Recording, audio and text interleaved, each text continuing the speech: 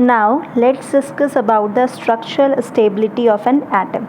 Now we know that there exists a force of attraction between particles with opposite electrical charges. That's why there is a force of attraction between the electrons and the protons which are present in an atom.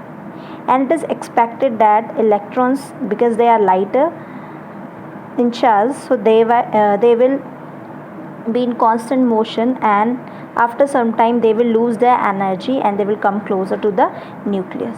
Okay, and due to that there will be result in the structure collapse of the atom, because there will be the attraction between the electrons and the nucleus. Okay, and after some time the electrons will fall into the nucleus, but this does not happen, and this fact was not explained by the Rutherford model. That's why it was not accepted, because the Rutherford model was not able to explain about the stability of an atom. But this concept was explained by another scientist named Niels Bohr. Okay, so he has given one model which was able to explain about the atomic stability.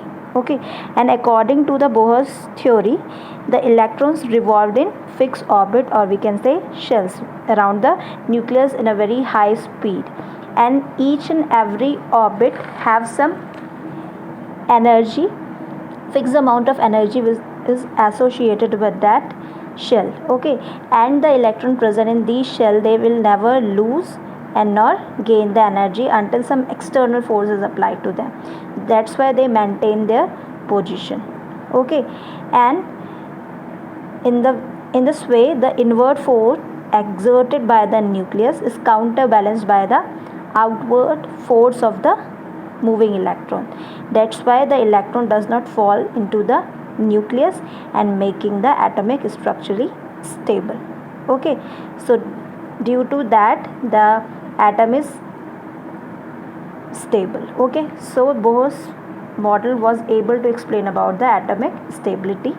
Okay, so here is the nucleus, and around the nucleus the electron revolves. So as the orbit which is closer to the nucleus, they have the lowest energy, and which is far away from the nucleus, it has the highest energy.